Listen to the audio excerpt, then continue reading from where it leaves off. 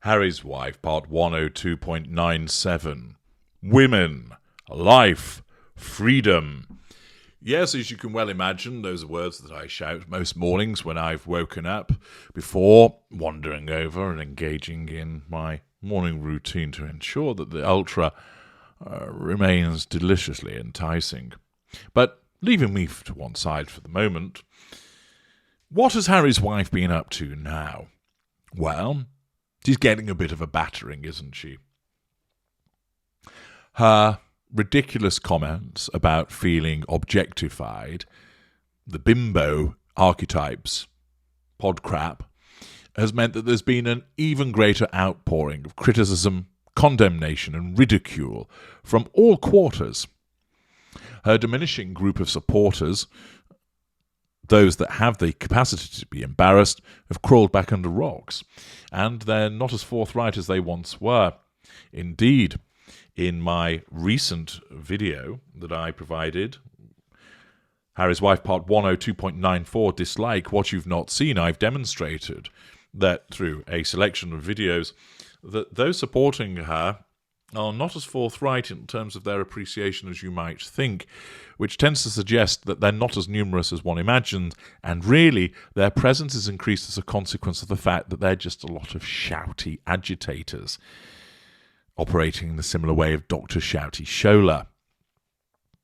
Of course, as you know, Harry's wife needs to assert control, and all of these criticisms that are coming out on social media, in mainstream media, are threatening that control, and she does look, she is aware of it, because she, in her deluded world, continues to believe everybody should love me.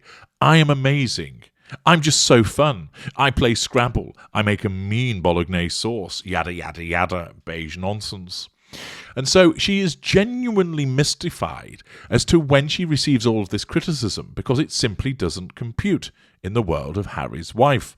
Her narcissism doesn't allow it to permeate through, to allow her to see, do you know what? I can see why they think that I'm a despicable, vindictive, gold-digging, money-grubbing, unpleasant hypocrite. I need to do something about this. Her narcissism will never, ever let that happen in a permanent way. Instead, more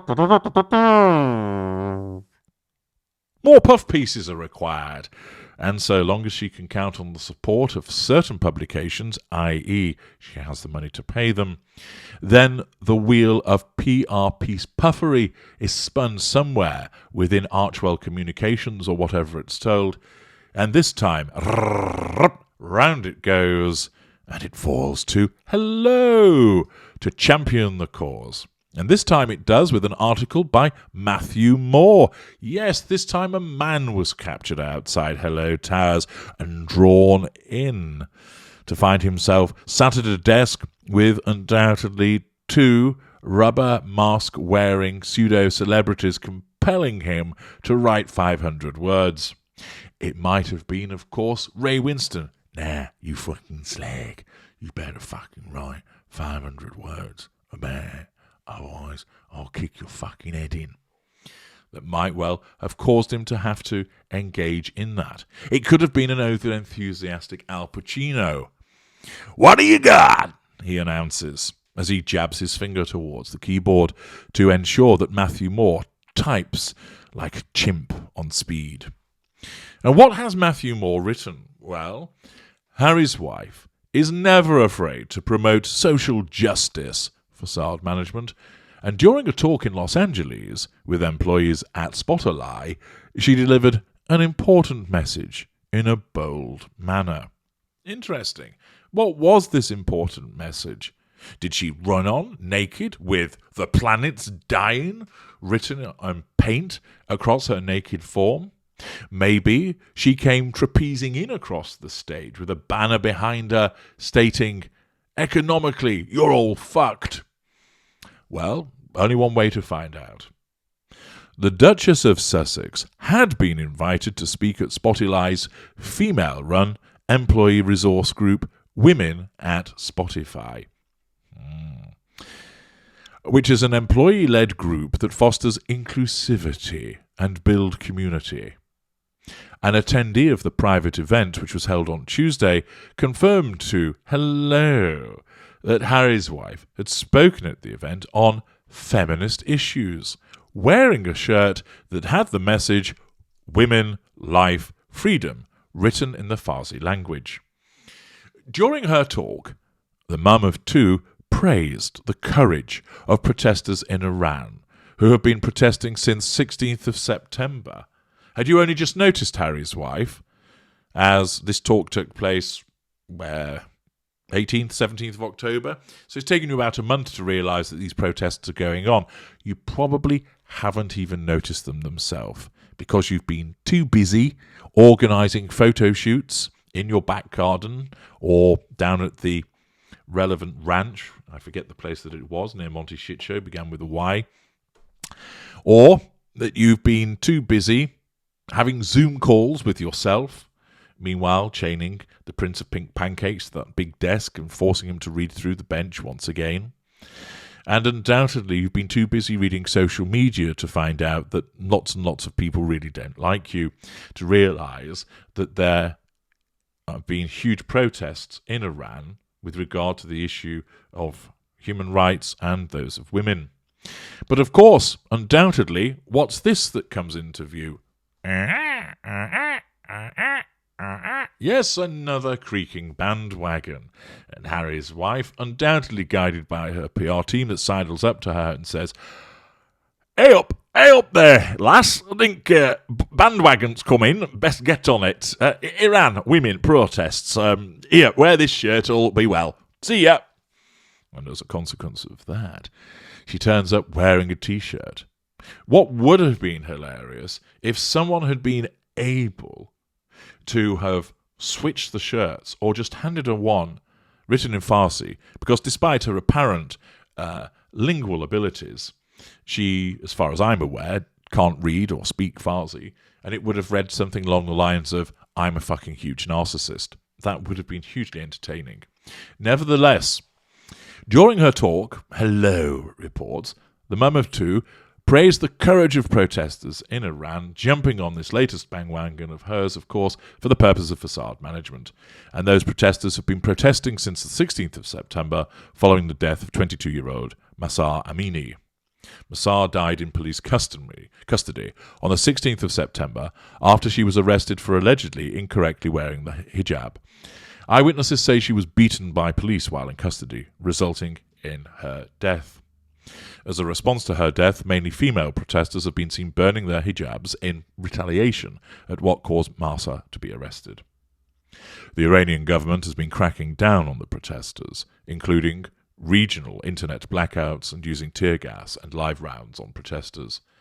Iran Human Rights reports that at least 215 people have been killed since the protests began. The Duchess has never stayed silent.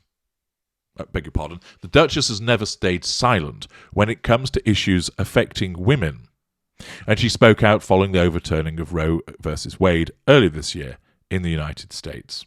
I think it would be better if it actually wrote, the Duchess has never stayed silent when it comes to getting on a bandwagon under the pretense of supporting women without actually doing anything about it. Asked what she would say to men who support reproductive rights, Harry's wife replied, men need to be vocal in this moment. Oh, there she goes again, favourite phrase, in this moment, and beyond, because these are decisions that affect relationships, families, and communities at large. Wow, such huge insight. There then is a plug to buy Harry's wife's Mahsa Amini t-shirt. Yes, never a cause too refined involving the death of a young lady to merch a t-shirt that she's worn. Undoubtedly a cut of which will find its way into the bank account of Harry's wife. Accordingly, what also has to be borne in mind is that Harry's wife merched the death of her grandmother-in-law, so it's hardly a surprise that she would again continue to try and merch a situation, albeit under the pretense of actually caring in relation to the death of this young Iranian lady. The article continues, with Harry's wife giving us the benefit of her beige. They may target women, but the consequences impact all of us. Really? Don't see you out on the streets. Don't see you being told what you have to wear. Indeed, anybody suggests what you wear, you roundly turn on them. I don't see you being tear-gassed or getting out there and protesting. My husband and I, notice my husband, not Harry, he doesn't have a name anymore. In fact, he seems to have disappeared. My husband and I talked about that a lot over the past few days. He's a feminist too. Oh, Harry, you're a feminist again, just like her dad's a feminist. Harry's wife continued, after triangulating the audience with her husband, who nobody's seen in ages, and his reaction last week was guttural, like mine. There she goes again. What a dimwit. She hasn't learned, even after she had the piss taken out of her in the Cut interview. This article, which was launched on October the 19th, presumably following this talk and 2 or 3 days prior to this, she still says the reaction was guttural, like mine. You mean visceral, you dim-witted mare. I know that for many women right now, there is a sentiment of despair. But again, we have to band together and not wallow. We have to do the work. Well, Harry's wife, do tell us what this work is. We'll wait, because we know that you don't actually know what it is, because you say we all have to do something, and then you'll piss off onto the next bandwagon, demonstrating your inability ever to be accountable, your sense of entitlement, to leverage for your own uses whatever misery or tragedy is occurring in the world. You are the ghoul that turns up at the massacre of children. You are the spectre that looms large over protests in Iran. You are the dementor sucking the life out of all of those around you under the auspices of actually caring, when your behaviour demonstrates that you simply do not. Your narcissism is once again affirmed as a consequence of this PR puff piece, which just demonstrates how vapid, ridiculous and see-through she is. I'm H.G. Tudor. Thank you for listening.